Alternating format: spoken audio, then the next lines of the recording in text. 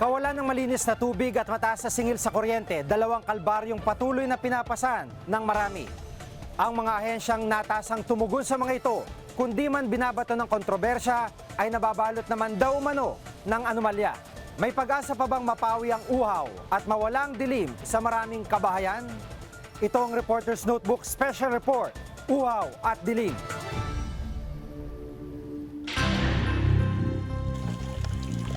Tubig at kuryente.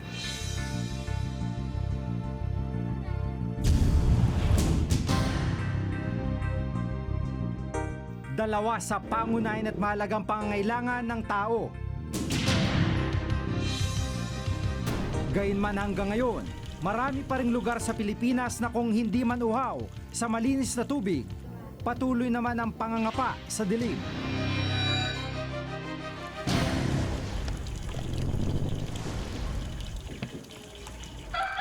Itong Sitio Cuyambay sa Tanay Rizal. Mahigit 1,000 residente nakatira rito. Kabilang na ang pamilya ni Ana Rose. 5 taon na silang naninirahan dito, pero hanggang ngayon, uhaw pa rin sila sa isang mahalagang pangangailangan. Ang kawalan na mapagkukunan ng malinis na tubig. Masyadong mahirap kasi tagang yung malinis yung iinumin mo, kung makakayos ba sa katawan namin pagbuong pamilya. Kasi wala ka namang maano dito, walang choice, kundi yun ang talagang iinumin namin.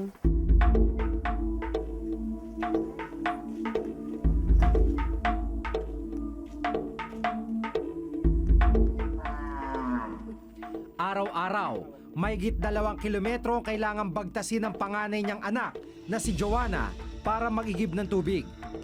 Kahit umuulan at maputik ang daan, tila hindi alintana.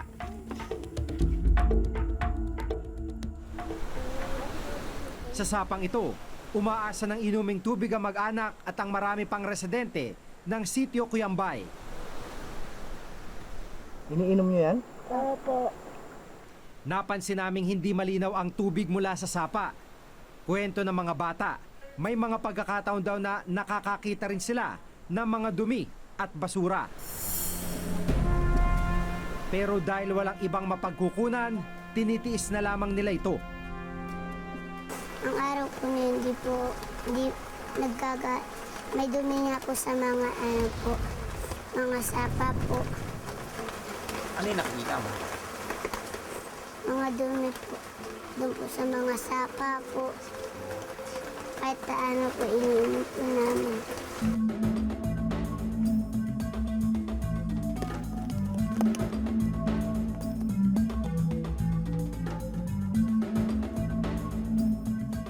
Ang maruming tubig na kanilang inigib, kadalasang ginagamit na pansaing at inumin.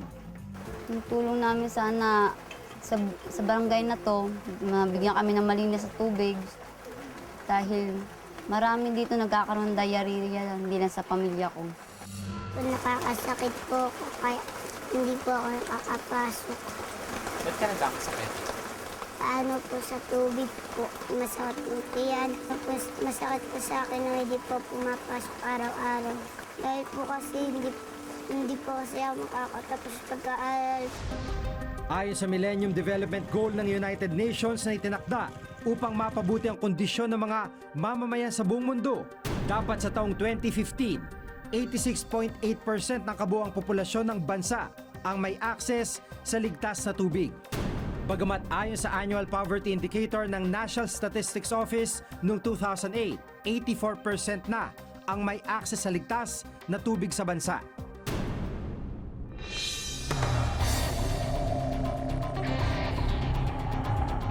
May ilang uhaw pa rin hanggang ngayon sa malinis na tubig. So that you will understand that Noong Hulyo, ipinag-utos ng Ombudsman ang pagpapatalsi kay Pichay matapos matuklasan nakatanggap umano ng 3.8 million pesos sa loob ng 1 taon. They got more than double. Hindi. Isang maliit na ahensya, in-upstage mo yung Supreme Court in terms of getting perks.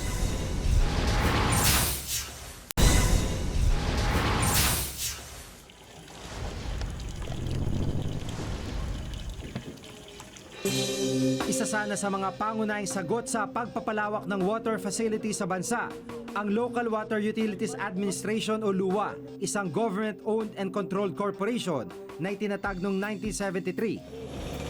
Nagpapautang ng pondo ang ahensya sa mga water districts na nasa labas ng Calacam, Maynila upang makapagtayo sila ng deep wells at mga pasilidad upang linisin ang tubig. Ayon mismo sa ginawang pag-aaral ng LUA noong taong 2000, 10 bilyong piso ang kailangan kada taon para maibigay ang gripo sa bawat bahay. Gayunman, 2.5 billion pesos kada taon lamang ang pondong nakalaan sa ahensya. Sa kabila nito, 850 water districts na kanilang naitatag at 500 sa mga ito ang kanilang patuloy na sinusuportahan sa pamamagitan ng financial assistance. Sa napakaraming water districts na nangangailangan ng pondo, masyadong maliit na yung 2.5 billion na capitalization ng LUA. So, meron ng ginawang pag-aamyenda doon sa capitalization ng LUA, ngunit hindi ito naging batas. Kakarampot na nga ang pondo ng ahensya, lalo pa itong nalugmok dahil balot din daw ito ng anomalya. Sa opisina ng LUA, inabutan naming nakatenga mga ito. Portable Water Quality Monitoring Equipment ang tawag sa mga kagamitang ito. Mga gamit na pangsuri para malaman kung may mikrobyo ang tubig. Sa 2010 Commission on Audit o COA report, sa 100 unit na mga gamit na ito na binili sa halagang 109 million pesos noong 2009. 35 units na may halagang 38 million pesos ang natuklasang substandard at hindi rin maaaring gamitin ang mga kemikal na kasama sa mga nasabing equipment. Isa pa sa mga natuklasan ng COA, ang overspending ng LUA pagdating sa miscellaneous at extraordinary miscellaneous expenses o EME. Ayon sa COA report, 554,000 pesos ang aprobadong budget para sa mga extraordinary miscellaneous expenses at 432,000 pesos naman para sa mga miscellaneous expenses. Pero natuklasang gumastos ang LUA ng 26.1 million pesos para sa EME at 4.8 million pesos naman para sa miscellaneous items. Ang ilan daw sa pondong ito, ginamit daw sa flower arrangements, mamahaling regalo at maging sa pagbili ng alak. Pero hindi pa rito natapos ang umano'y sobra-sobrang paggasta ng ahensya dahil nakakalula rin umano maging ang pasweldo at iba pang benepisyong ibinigay sa mga pinuno at empleyado nito. Ayon pa sa 2010 COA report, may overspending ang LUA na 318 million pesos sa personal benefits at allowances ng mga empleyado at pinuno nito. Ang dating chairman na si Prospero Pichay nakatanggap umano ng 3.8 million pesos sa loob ng isang taon. Natanggap nilang lahat. These are 19 SC justices and officials, which includes the court administrator, the clerk of court. They only got 7.76 million. Whereas, i-compare mo sa 11 LUA officials, they got more than double. They got 16.7 million in EME and perks. Kaya, hindi. Isang maliit na hensya, in-upstage mo yung Supreme Court in terms of getting perks. Isa-isa na namin itong sinusunod. Yun nga, inumpisa namin sa EME, wala ng certification. Lahat ng paggamit ng EME ay kailangan i-liquidate using receipts. Pangalawa, yung mga benefits ng LUA, tinitingnan namin kung ano yung merong legal basis. Kung walang legal basis, hindi namin pwedeng ibigay. So that you will understand that Noong Hulyo, ipinagutos ng Ombudsman ang pagpapatalsik kay Pichay matapos matuklasan na ininvest din ang 780 million pesos na pondo ng LUA sa isang thrift bank kahit wala silang nakuhang clearance sa Monetary Board ng Bangko Sentral ng Pilipinas. Sa ngayon, nakikipagtulungan kami sa PDIC, yung Philippine Deposit Insurance Corporation para mabawi namin yung nilagay na pera ng luwa. Sinubukan naming kapanayamin si dating Luwa Chairman Prospero Pichay, ngunit tumanggi siyang magsalita sa harap ng kamera. Sa sulat na ipinadala ng kanyang abogado, ginit nilang hindi sila magbibigay ng pahayag dahil sa mga kasong nakasampa na sa korte. Patuloy ngayon na imbestigahan ng kasalukuyang administrasyon ang mga natuklasang anomalya sa luwa. Kung sino ang mga guilty niyan ay talagang dapat parusahan. Tapos, ayusin mo na yung struktura ng gobyerno, ng agency. Titingnan mo kung saan yung mga weaknesses, kung saan yung mga vulnerable points. And usually, this is in financial management, this is in policy, yung mga decision, this is in the budget, this is in accounting, sa procurement, ay kailangan yun na isi-strengthen. We can start the Majority Leader of the Senate. Nung nakaraang Hunyo, nilagdana ni Pangulong Noynoy Aquino ang GOCC Governance Act of 2011.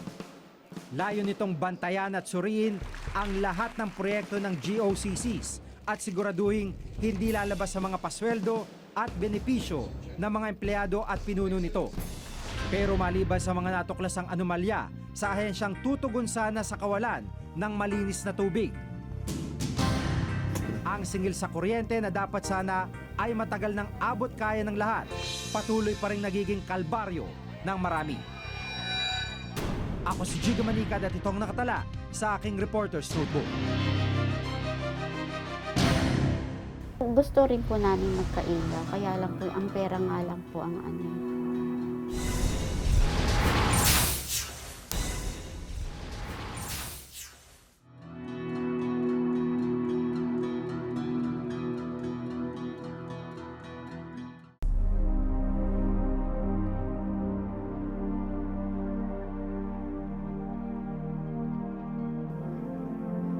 Ang liwanag na ito mula sa butas ng bubong at bintana ang nagsisilbing ilaw ng pamilya ni na Marilyn. 7 taon na silang nangangapa sa dilim matapos maputulan dahil hindi nabayaran ang halos 1,000 bill sa kuryente. Pasyente po ako sa ospital, admitted po ako. Kaya lang po syempre ang rasyon na binibigay sa amin minsan 1,125, 1,2. Kaso po, sa dami po namin. Kasi sa bigas lang nga po, magkano po ba bigas? O, iaawas mo dun lahat, tubig. O, tapos yung bumibili kami ng gaas. Yung 4 na gasera nilalagyan namin, kinabukasan.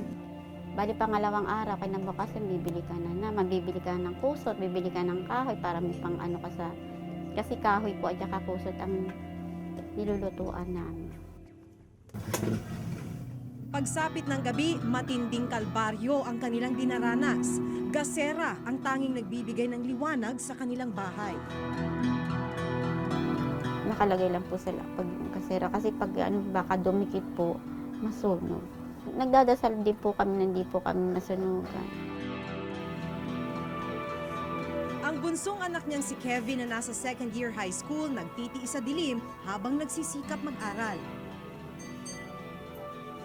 Mahirap po kasi po masakit po siya sa mata. Tsaka po hindi ko po masyadong makita yung mga letra dun sa libro. Naaawa po. Syempre, sinasabi ko po sa kanya, kailangan mag-aral siya, makatapos siya, para po makaano po siya. Hindi niya maranasan yung ganitong, yung walang ilaw. Pero tila matatagalan pa bago muli nitong mapakabit ang kuryente. Isa lamang ang pamilya si Mera sa 50 bahay na walang kuryente sa Barangay Tala sa Caloocan. Lahat sila naputulan dahil walang kakayahang magbayad sa patuloy na tumataas ng singil sa kuryente. Sa kasalukuyan, Pilipinas ang may pinakamataas na singil sa kuryente sa Asia at pang-5 naman sa buong mundo. Taong 2001 nang isabatas ang Republic Act 9136 o ang Electric Power Industry Reform Act o EPIRA. Layunin ng EPIRA law na gumawa ng reforma sa power industry upang mapababa ang singil sa kuryente. Pero matapos ang 10 taon mula nang maisabatas ito, imbes na bumaba, patuloy na tumataas ang singil sa kuryente. Kapag sinuri ang singil halimbawa ng Meralco na siyang pinakamalaking distributor ng kuryente sa buong bansa, mula 4.87 kilowatt per hour na singil sa kuryente noong 2001, umakyat na ito sa 10.35 kilowatt per hour ngayong taon. Ang pangako po ng EPIRA Law o yung batas sa kuryente ay papababain niya yung binabayaran nating electricity rates. So 10 years after, ano po ba yung nangyari? 10 years after the EPIRA, it's a failure. The government has less control of many things. Parang kulang na kulang yung magagawa ng gobyerno para talaga baguhin yung buong sistema.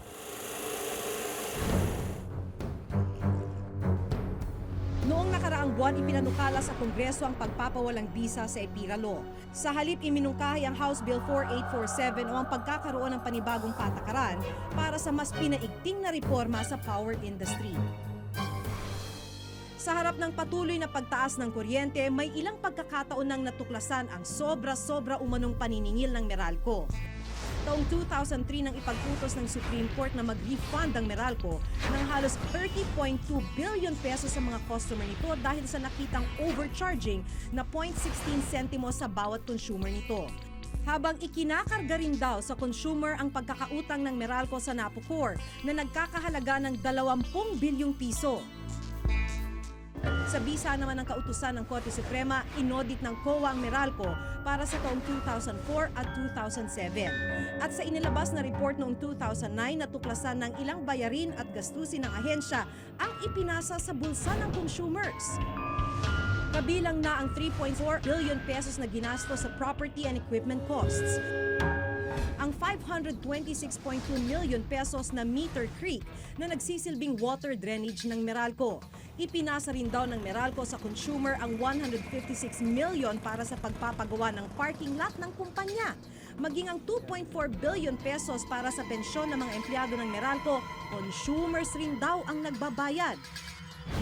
Suma total, umabot daw sa halos 7 billion pesos ang ginawang overcharging ng Meralco sa taong 2004 at 2007.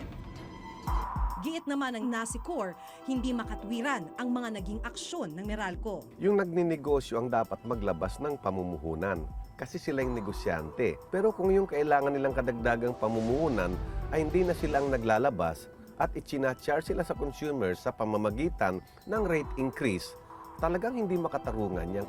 Doon sa mga kritiko na sinasabi nilang merong kalabisan, merong sinasabi na yung aming charges, aprobado yan ng Energy Regulatory Commission.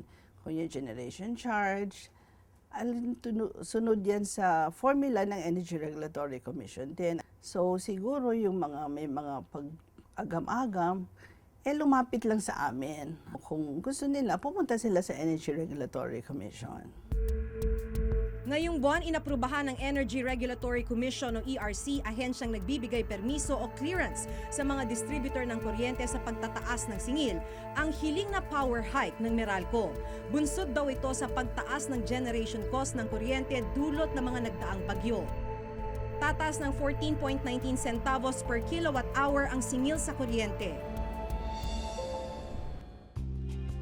Halimbawa, ang mga kumukonsumo ng 200 kilowatt per hour may dagdag na 28 pesos sa kanilang bill. Pero ayon sa Meralco, may ibibigay naman silang 21 pesos na distribution discount, kaya lalabas na wala pang 10 piso ang idadagdag sa bill ng consumers. Pero giit pa ng NASICOR, isa pa sa dapat repasuhin ay ang Energy Regulatory Commission. Unang-una, ang dahilan kung bakit mataas ang presyo ng ating kuryente ay yung failure ng ating regulator na i-regulate ang rates. Kasi yung perang siningil nila sa consumers, ang purpose lamang noon ay upang sila ay makabawi doon sa kanilang ginastos nung nakaraan. Tayo, siyempre, inirespeto natin yung ganyang pananaw. Pero kami rin ay humihingi ng pangunawa na yung ginagawa namin na paminsan ay nag-a-approve kami ng mga pagtaas sa singil, ito naman ay mayroon pa ring pag-iisip doon sa interes ng consumer. Kailangan rin daw ng mas mahigpit na pagbabantay ng pamahalaan upang masigurong hindi malalamangan ang mga consumer. Kaya kailangan patigasin ang regulation. At yan ang malaking pagbabago na dapat gawin natin sa industriya ng kuryente. Obligasyon ng pamahalaan na mabigyan ng tubig ang mga nauuhaw at mabigyang liwanag ang mga nasa dilim. Ngunit hanggat marami ang mga katanungan at anomalyang naghihintay ng kasagutan, tila matatagalan pa bago tuluyan itong matugunan. Higit na kailangan ngayon ang mabilis na pagresolba sa mga kasong ito.